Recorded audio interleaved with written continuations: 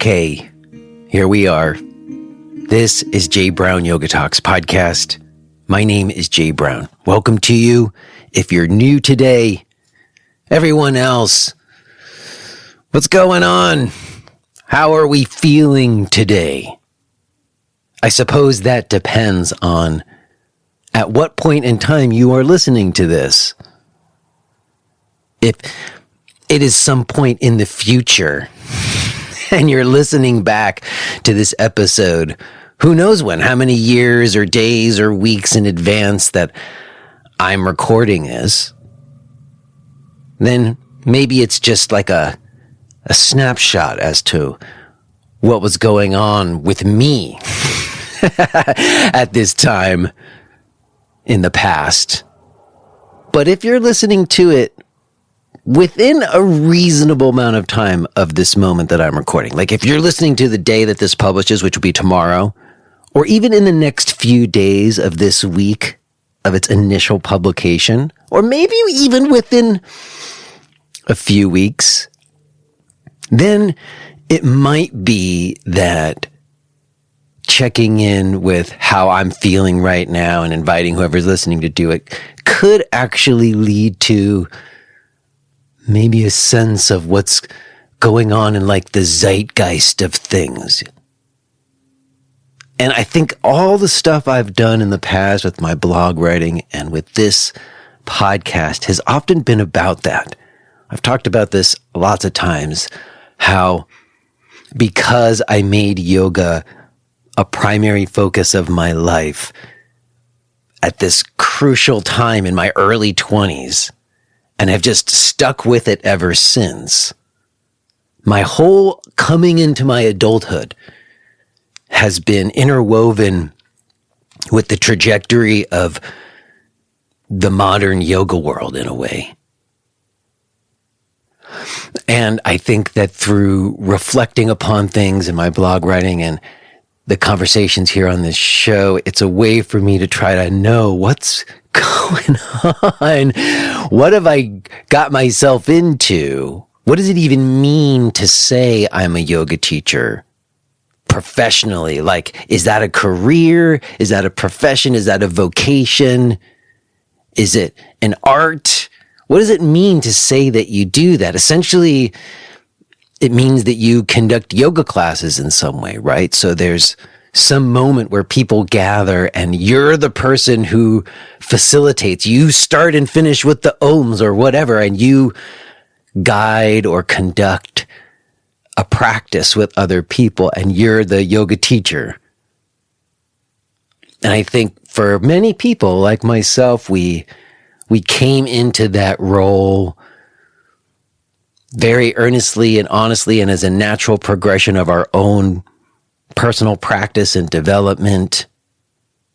And it was around us in the culture in a way where there was lots of opportunities to grow within that. You've heard me talk about that recently, about the 90s and how there was these yoga centers, these yoga homes that we had where we got to delve and learn into yoga and find voices as teachers.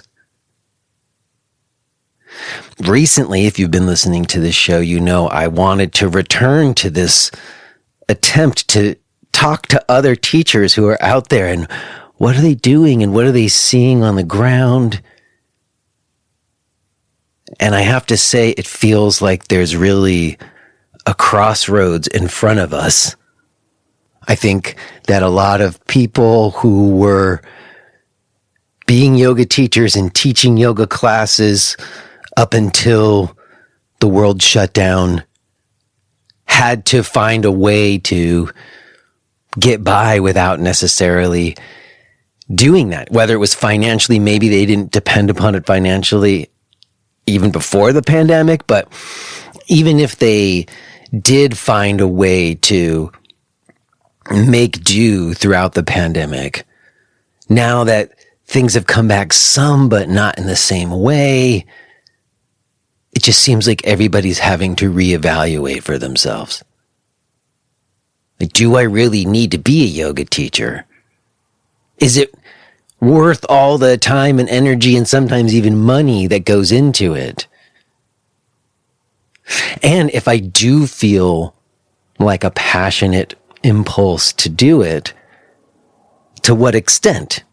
To what extent do I want to do it? And what does it mean? Am I going to get classes at a local center? Is there even a local center that I make sense at to do that? Or am I opening a place, which up until now has felt like a bad idea? You heard me talk about it, like the spaces don't matter anymore. We've been having that discussion around here lately. I think that may have changed some. We'll talk about that today. But I think even for myself personally, like if you're listening to this right when it's coming out, in a few days, in like 3 or 4 days, I'm leaving for a trip to Manchester, England, and Dublin, Ireland. And it's the first time that I'm traveling internationally to teach since January 2020. So more than 3 years, 3.5 years since I made an international trip. And up until that, I was making them every month, like that's all I was doing. And I have to admit, it feels like an important trial. It's like I need to feel what it feels like to do it. Am I supposed to do that? Am I supposed to organize trips to other places like I was doing before? I don't know. I got to see. Got to see what it feels like. And it's hard. I feel like the muscle has atrophied. And it feels so much harder to do now than it ever did when I was doing it a few years ago, like it was nothing. But I have to do it. I have to exercise the muscle and see, and then figure out what I think's the right thing for me to do. And I just think I'm not the only one who feels like that right now.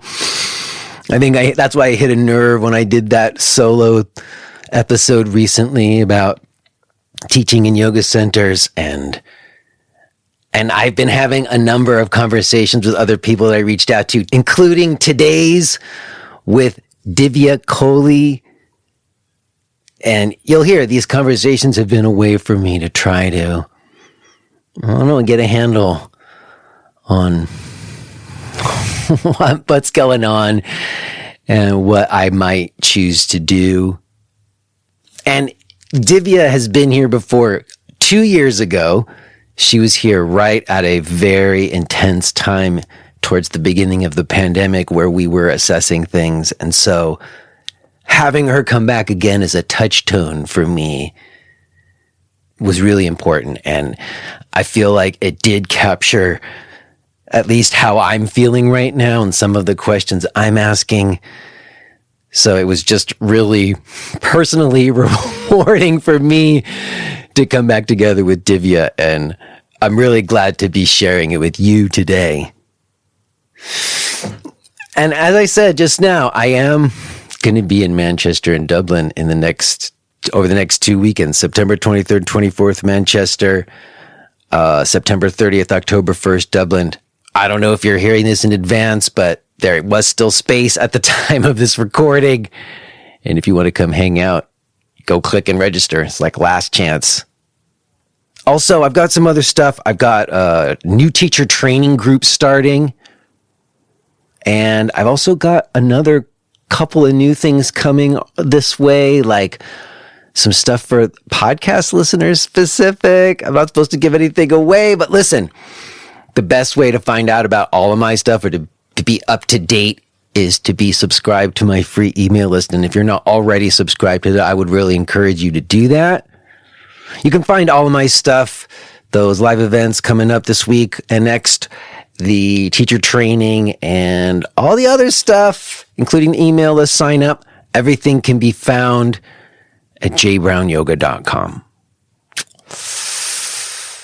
Okay, y'all. I think, I don't want to keep going because I feel like I would go on too long. I think we should get to my conversation with Divya. I will touch base with you on the other side just to, have a little debrief and whatnot. But let's do it. Let's go ahead and listen to this conversation that I had with Divya Kohli.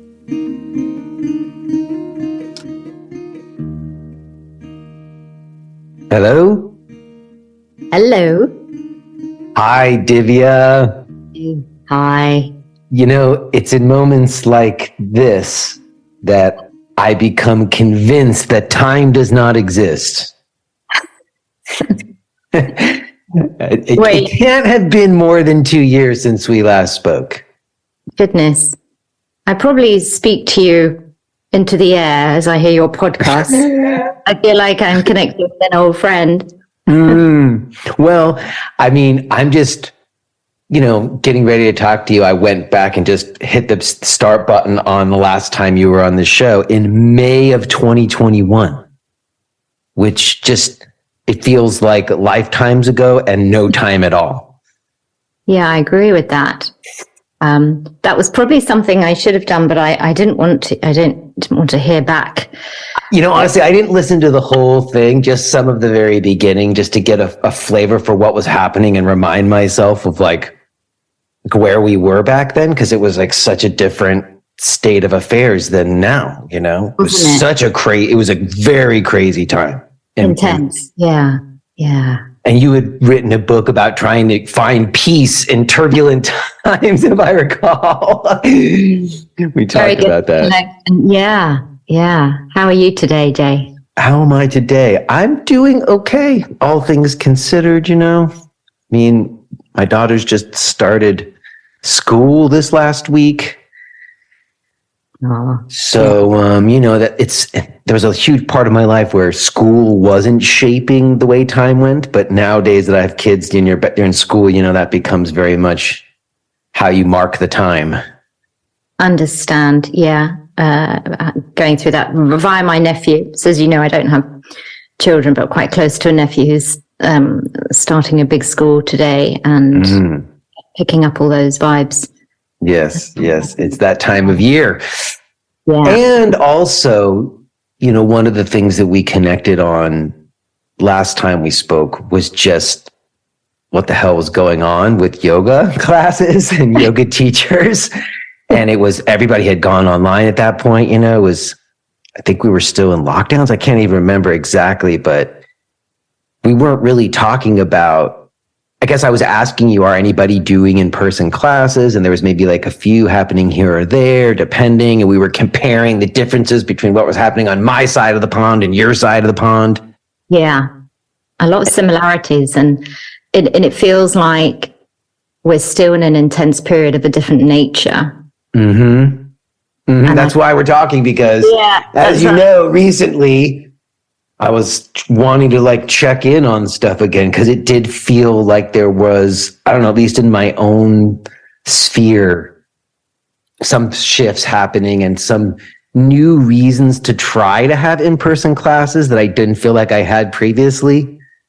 Absolutely. Yeah, I think that's resonating across many of us, and your podcast where you talked about that. Yeah. I felt like I hit a nerve. And so you reached out and I was like, okay, it's good for me to have a touchstone, because we spoke 2 years ago, for us to connect now. And it helps me see where we are now better. So thanks for making the time again. I really am glad to speak with you. Thank you. Thank you for reaching out to me. I know you have such a wonderful mix of guests. And I was thinking, the norm is that your guests are coming on with a take or an expertise. And I'm thinking, well, what the hell am I here? But as I think we've established, or at least have a feeling of, not just old timers, but, we're both very curious, and we really care beyond our own yoga schedule, if you like, kind of what's going on. We just seem to have a natural curiosity and interest beyond a personal agenda, although of course that's there as well. Whether you call it the industry, but also where that reflects, overlaps, is impacted by changes in circumstances beyond that, economic, social. So I'm happy to share however you like, from obviously everything I share here will be tinged by the personal, but yeah, we can take this in any direction that you feel inclined right now. Yeah, I'm what I remember from last time and what prompted me to reach out again really was that I felt like we shared a similar thing in terms of like when we came into yoga, kind of like on the cusp of before it was actually anything someone ever considered a career. Exactly. To it becoming like a profession or career, and there even being celebrity yoga teachers. We sort of watched that whole thing happen. And I don't, and for me, like my maturation as a person, like coming into my sense of who I am as an adult was kind of like in relationship to that, because that was my focus the whole time, you know? Exactly. It's fascinating. So I was thinking, so in the 90s, we did have internet, but it wasn't really dominating people's lives. It was like email, AOL online at first, right? And then again, I guess, come the early aughts is when the internet really hit. But the late 90s, we weren't really doing that much with the internet yet. No, and also certainly, so I know you know this, but anyone listening, I'm based in London, where I've generally been. I mean, I've had stints elsewhere, but yoga was certainly in the 90s esoteric, and it was seen as alternative. And even where it was offered on the basis of mainly offering asana, it was in an environment of this isn't just about that. So that, that was the case. And then the early 2000s, that was, from my observation, that was still the case. But then you're getting a lot more, classes, and then the beginnings of actually having studios dedicated to yoga, well, yoga studio, and more choices and varieties and ways of practicing. And I don't know exactly when that turned into a kind of dilution of yoga, and yet it seeming to be everywhere. I know it's a very strong word to use. Well, no, I have often talked about it like when they started having it at the gym, basically. Like there was a moment, well, even though I take that back, because I remember there was Jiva Mukti classes at the gym and they were still esoteric, like you were saying. Yes, exactly. Yeah. So, and you've spoken a lot. We might come up again in our conversations about the sprouting of TTCs. So I think even though, so I'm talking sort of about 2000 to about 2015, even though we've got the tech age really gathering a pace and infiltrating our lives, and online channels, I think those kinds of things weren't deeply affecting the yoga scene, although they were in some ways. But I think it was more about the commercialization, maybe let's just call it that. But what I've noticed is, from about the last, you can definitely track it with the growth of social media, that I have seen a change in not just take up of yoga or how it's offered, but the kind of teacher that is offering yoga and the dilemmas they have, and also this kind of hyper focus on my yoga business and who am I and how am I going to make this work.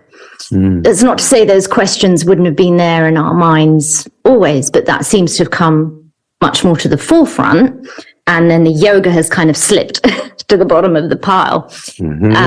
So that understandably, I include myself in all these dilemmas and, caught in the swirl of things. And obviously we had the pandemic, and it seems like the pandemic, if not during, but post, has affected so many industries and freelancers and people who maybe were driven by a passion for what they do. I've got quite a few friends still in journalism, and they've had a lot of the same existential crisis as yoga teachers. The speed of which they have to work, expected of them, needing to have a presence across lots of social media channels, competition, pay rates not keeping up with cost of living. I mean, these are all things that we're quite familiar with. And then where we are now is this kind of yearning among a lot of us, both teachers and practitioners, for want of a better phrase, those golden days. And I saw a very touching remark on your podcast when you talked to you gave your monologue on wondering where things are at. Mm-hmm. And I thought it was interesting that you got lots of comments on that. So I know in that podcast, you sort of ended it with, is anyone listening? I'm not sure this will be of interest. And clearly they were and are. But there was I don't know if she was a teacher or a student. I should have written it down word by word, but she shared a lot. And at the end, she said, I don't think there is a solution to finding those days again of when you're in a studio and in the presence of a teacher wholly committed to the practice. I thought, wow, that's kind of a shiver. And none of this is derogatory of what people are offering now. But I think, what I appreciate what we're doing here and what you do generally, Jay, is, you open up the space to name these thoughts and feelings but also, what seems to be quite obviously in the ether. And I've got a couple of friends, yoga teachers, who on the WhatsApp where we can kind of confide in each other from the minute detail of maybe something we have to market right through to what the F's going on and something a bigger scale. I don't know if how rife those conversations are. But it's helpful, Jay, that you kind of are offering a place to bring this more to the forefront, because I think we've shared before, it's difficult to find, the spaces to have these conversations, and whether solutions I don't think solutions will be found, but there's an evolution going on here. And I think also just, your phrase, your maturation through yoga, I completely empathize with. So I think, the yoga as a practice, as an industry, completely intertwined with the changes in culture and economics, there's no question. But then I think we might be of a similar age. What I have found lately, my reflections is, those halcyon days, the 90s yoga, correlate to me being young. And that kind of, and the innocence and the joy and then you've got, getting a bit older and things are a bit more complex and you've got other responsibilities. You can't just pursue your passion and, other things come into play, and it's housing and bills and maybe caring for other people.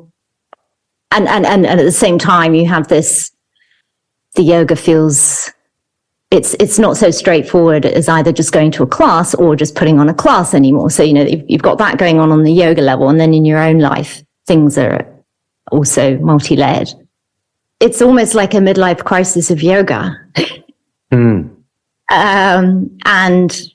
if anyone's listening to this, and I know midlife crisis it seems dramatic or negative, but some people call it just breakthroughs, whatever you like. But it is that sort of, okay, I can look back at this, I can see now where I'm at. But actually what's also gone in is we've changed. Even though there might be some common denominators, which I think there are.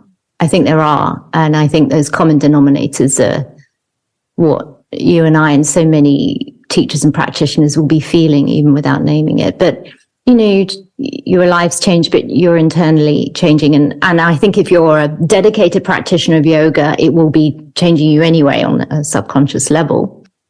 And I've very, very recently hit menopause. So that's interesting that's happening at the same time. I'm finally going to make a big move from the city.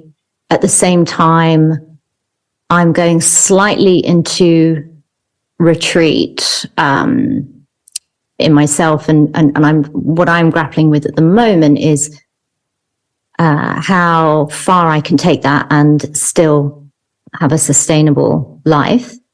I'm sure that's crossed the minds of many of us. And whilst I don't have the children care responsibilities, I do have parental care responsibilities, as well as obviously just keeping your own ship going. So, and I kind of feel that perhaps like what you've just said, this swimming with the tide of yoga, reflecting changes and life changes from the last 2-3 decades.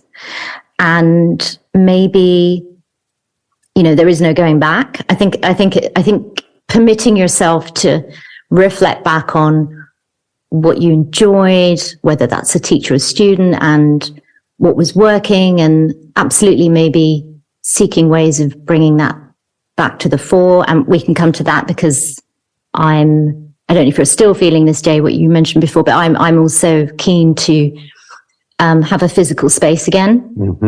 And all the work that goes with that and all the labor intensivity that goes with that. But so I ran not a studio, but a hall space for about 13 years in a pocket of northwest London. And, the teaching bit was the easy bit. It was everything around that. All the rest, yes. Yeah, right. And I think you quoted somebody, Andrew Tanner, who said the spaces don't matter anymore. And of course, that perspective has a legitimacy, but for me, actually, they matter even more. And I don't just mean that physical space, but the space I'm in, the space the practitioner's in, the student, the spaces we're all in. And I recently wrote about sort of reflections on AI. And again, that's something I don't think any of us can solve.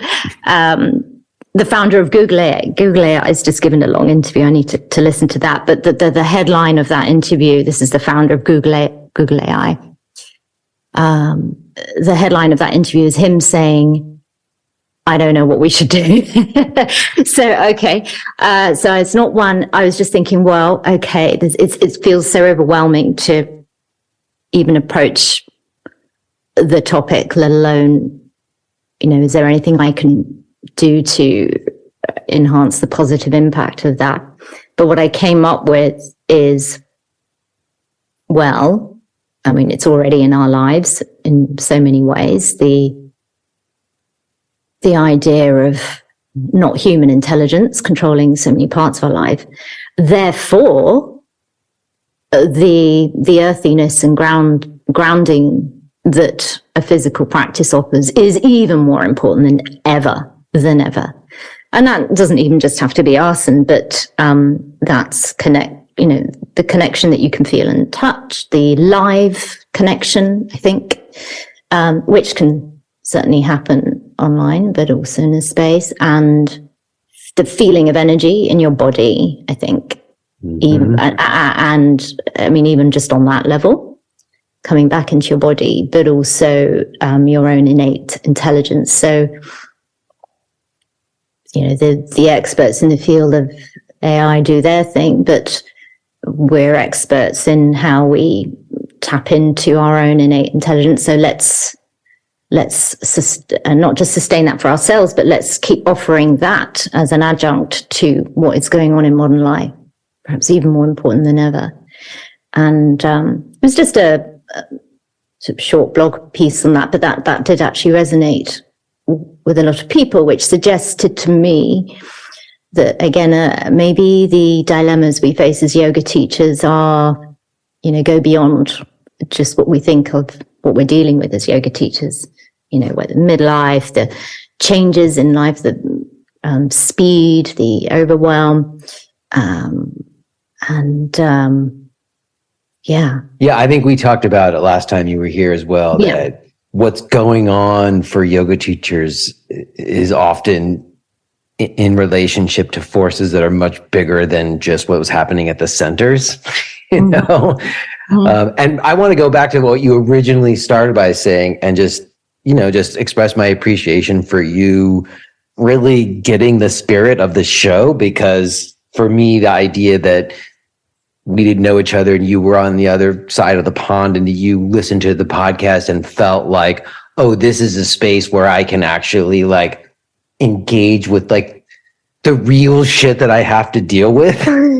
Like that's one of the reasons I started doing the show, is not just to be like some kind of place for yoga teachers to geek out on the yoga sutras, but like for me to make sense of like what we said at the beginning of like the reality that it had become like my profession, and then I was like paying my rent with it, and kind of the realities of that. And that's, why I always want to speak with other people who are kind of have put themselves in that same boat, Yeah. And I guess to that other part where, I was talking with Andrew Tanner, we were talking that spaces don't matter anymore. I was saying the same thing because that really did become true at some point, in the sense that for a long time, so much emphasis was being placed in the spaces, people doing the $1 million build outs and making the spa environments, and it really was about your location. And that's partly because it was before the internet, where there wasn't an online version of things and there only was the brick and mortar. And then it did start to be online too. And there was sort of both. And there was just yoga holding out for as long as it could, in a way, And I think that eventually what happened with most cities, I think, like the A markets all had gentrification. We discussed this last time you were here too. And so the rents go up. Yeah. And the centers can't keep pace. And one of the only ways we ended up being able to kind of sort of keep up was teacher training programs, which you referenced earlier. And that has its own problems. And we can talk about that. It was interesting you brought up like business models or whatever. We could talk about that. But the teacher training, certainly, it's not a great model for getting back to the things that you and I came to love about yoga before we were even thinking of it as a career or a profession, And I guess to the other points you're making about AI, I think it relates to the questions of spaces and why I think they're important again. Yeah.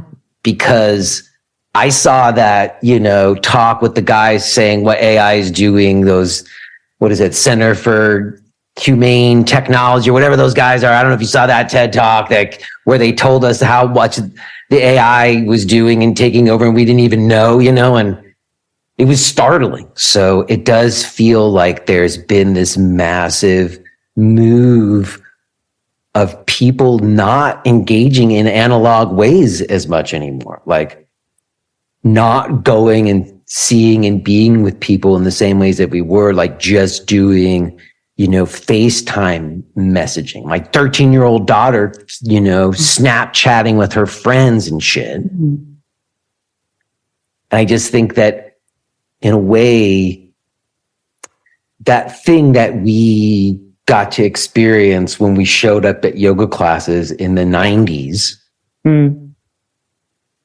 it's not that I think we could go back there. No.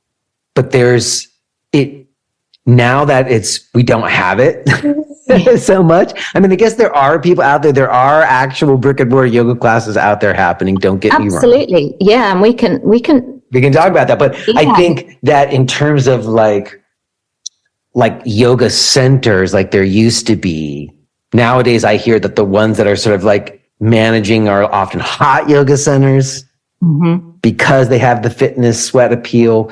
And I think some of them are managing, people are managing to keep them open who don't need to make their living off of it, Like they've got some resources or, like whatever it is, like, or they're just taking on a bunch of debt, which I did for a while.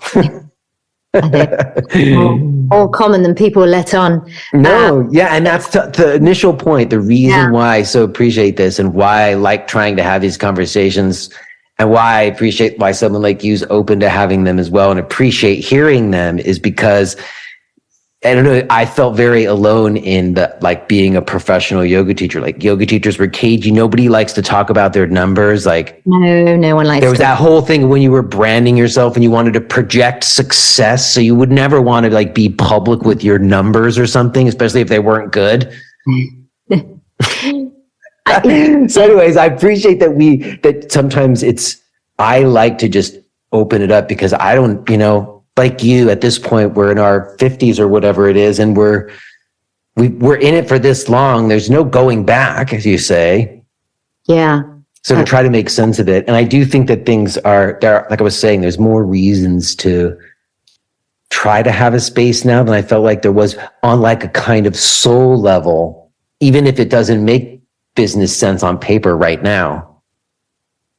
Like to try to that. And that's coming from that intuitive place that you were talking about too. It's like my gut is everything saying we're all going online. And I'm saying, no, that feels like it's taking me away from the human thing that yoga brought me to.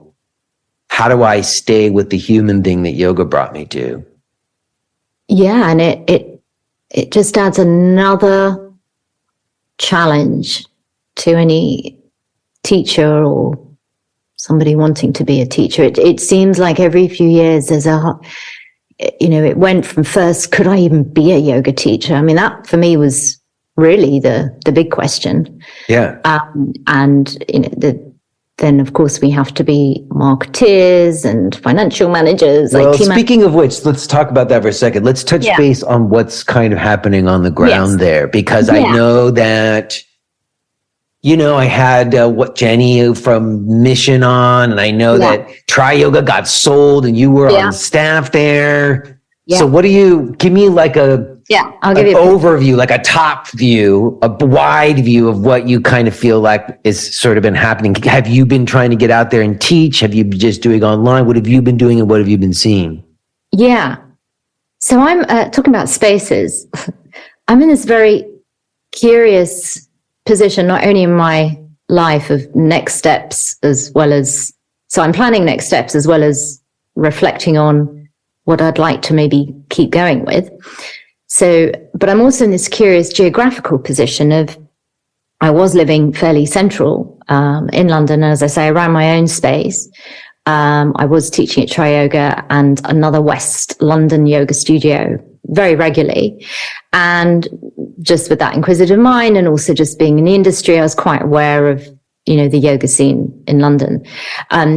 So coming to the here and now where we're at, I appreciate I'm just sharing a sort of London perspective here. And I know, like everything else, there's regional differences, etc. But, it gives a flavor of what is happening in contemporary yoga business. So you've already remarked. So we had, I think Tri Yoga used to be, if not the largest, one of the largest studios in Europe. And as you mentioned, that had to be sold from a financial perspective. So it's a private equity group that own that. They have, since they had to close a couple of their branches, one or two of their branches, but they are continuing. And I'm sure no one from there would mind me sort of saying it's certainly not like previous times in terms of numbers attending classes.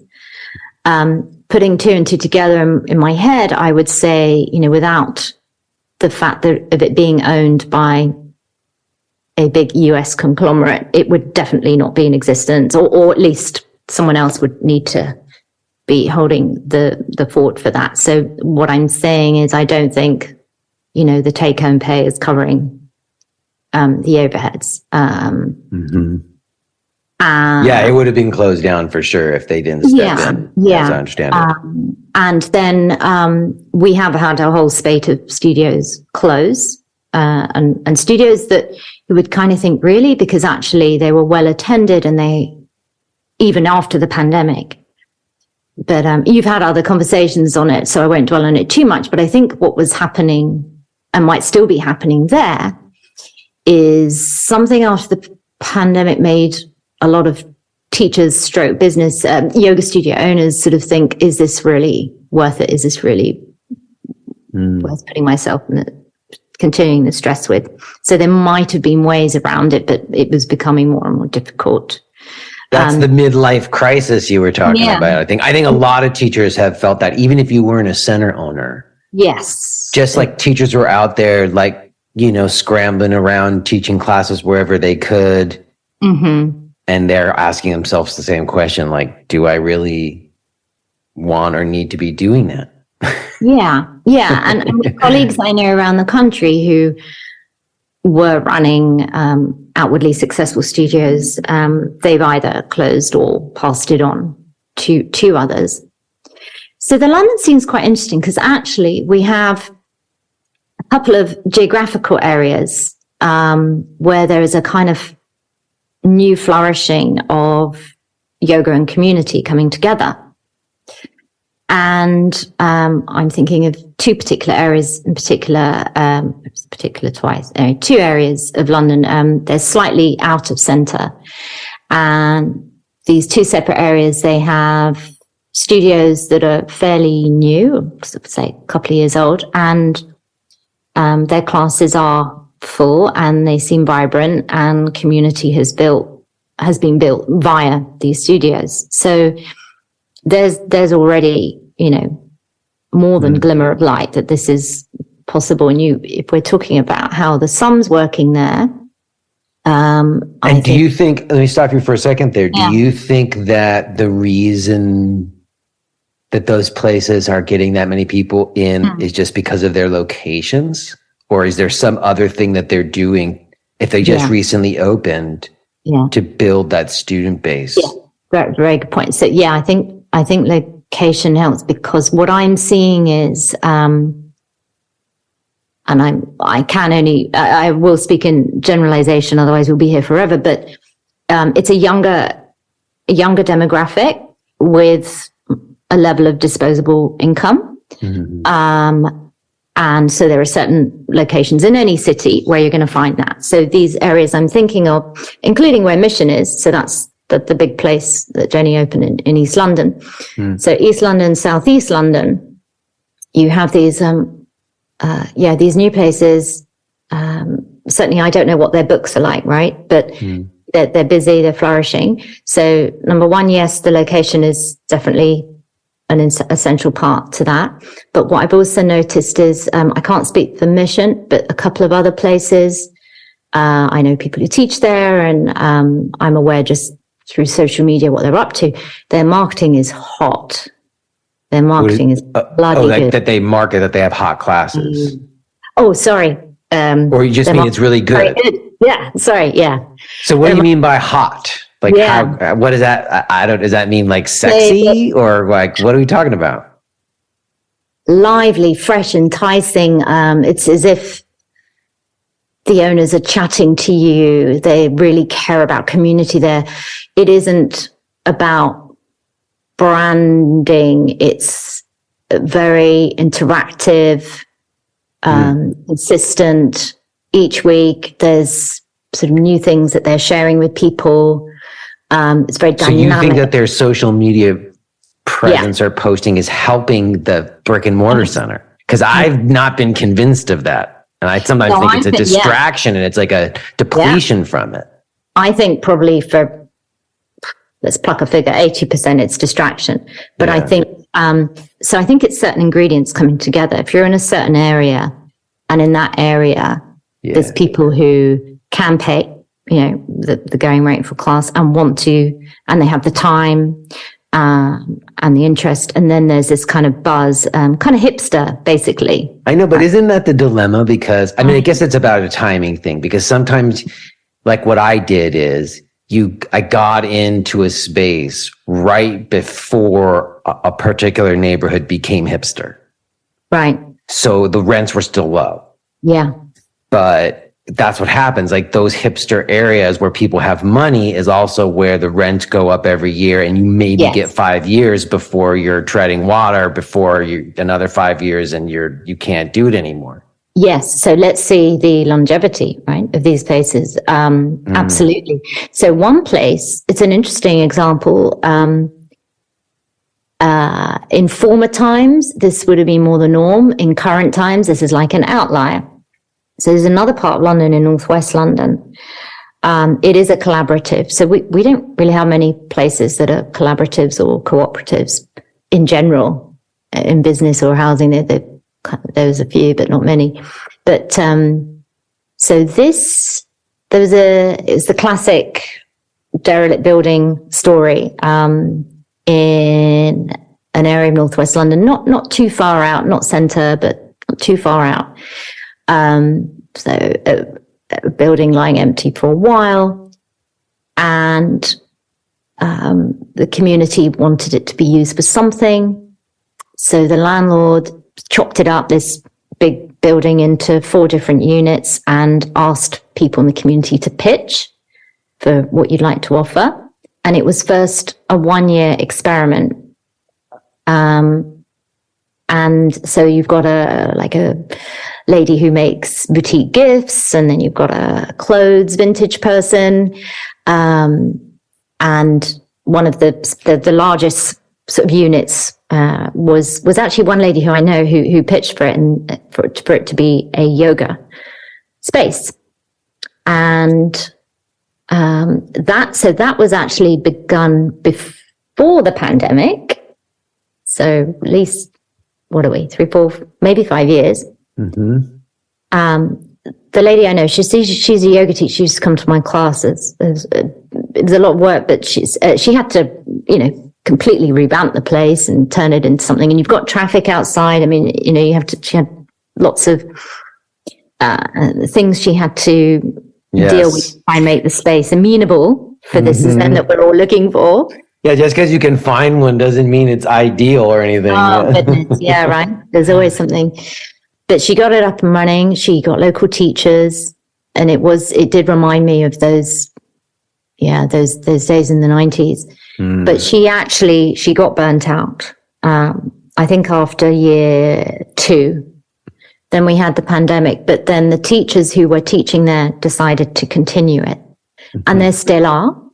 And, but yeah, I mean, the rent is affordable because, so what happened was the landlord who originally said it was a 1-year experiment, the community were using these spaces, the people who were running the units were putting effort into not just their own business, but it was nice, how it looked aesthetically for the area. So again, I don't know specific numbers, but this is obviously more than a 1-year experiment. The landlord's happy, community's happy. It's continuing to run, and one of those units being that yoga space is continuing to run. Now, their marketing is quite low key. It's the kind of marketing just very personally I like. It's not in your face, even their posts, it's kind of, you feel calm, and it just feels nice, gentle, the yoga teacher who just really wants to offer and share something that just completely comes through, and they're not pounding their marketing. But I think where they are. But you don't think that that's hot like the other one, right? No, but but also location wise, I'm not sure it would, I'm not sure that the location, this one in Northwest London, I don't think that kind of.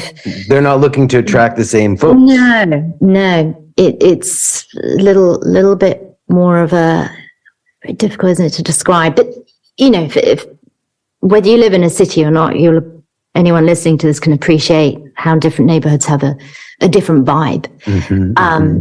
But I think also the offering at this place in Northwest London, it is less about trying to be on trend. In fact, I don't think they could give a damn about that. They're just offering the hatha yoga, some flow yoga, the space to do chanting, space to meditate, boom, done. And that runs, I think, 6 days a week. Nice. Yeah. Yeah. Well, it's interesting to hear, and thanks for the report. I guess, I have some friends, one friend in Manchester and then other friends who have talked about how, maybe that's not in London proper, but how there are times where folks are able to kind of get a class for themselves going, like at a town hall or like a community center or something. And they can have that in place for a lot of years even. But I also, to me, that's not quite the same thing as having like what we were talking about in the 90s, where you felt like you had, like, we used to call it a yoga home, where you would go to this place and spend time there, and it was dedicated and it was imbibed with the feeling of only thing happening there was yoga practice and had that intention to it, you know? Absolutely. And beyond the space where you actually do the asana, it's interesting what you just said, because I realized that the place I was just referencing in Northwest London, and by the way, hats off to them. I couldn't bring myself to call it a yoga studio. I was saying it's a space, because it is just a space. And by that, I mean, you enter it and that's it. That you put your mat down. So having kind of space beyond that, you know, even when you come into somewhere or sit somewhere, or I suppose that's what I would, in my mind, think more of as a studio. But isn't that interesting? Because, you know, in talking about the marketing of centers, or like, because that's been the challenge. Even I talked about this recently about when centers went from like just like class cards with punch holes to memberships. Mm-hmm. And how at that point you no longer could like really have an accurate way to determine exactly how much money was coming in on a per class level, so that you could have like a split between the center and the teacher. Yeah. And no, because it changed that whole way of being able to like do the money. And I think it just shifted things and made it harder. And it's interesting that you talked about not wanting to call it a center, or like I've gone through my mind. Like I referred to having a yoga center when I was in Brooklyn, and I had like a 1,200 foot square, storefront space. Yeah. Which I should say, you know, I literally put an A-frame sign out front with like palm cards and got 100 new people to walk in the door every month for 5 years. Superb. Yeah. I mean, like that was, I didn't have any marketing or business plan. It was just, I happened to get the right spot at the right time, I think. And I think I was doing something that resonated, like you said, with the people who lived in that neighborhood. I lived in that neighborhood, you know? Mm-hmm. And I call that a yoga center. But now I have this really small space. It's like a living room, essentially. Yeah. And I call it the studio. Similarly to what you were saying, like it is a difference. But I guess it really does depend on, like I was saying a few weeks ago, like on the leases that people are able to get. Yes. And whether or not you can have a relationship to a landlord in a kind of human way, not like just a bottom line numbers way. Yeah. So may I just ask you something there? Yes. A fun hypothetical, maybe fun, not quite the right word. Let's say that place you just described that you had in Brooklyn sounds wonderful. If we took out, can I pay the rent? If you are hearing this message, then you're listening to the free version of J. Brown Yoga Talks. To hear the rest of our conversation, please subscribe to Podcast Premium at jbrownyoga.com/premium.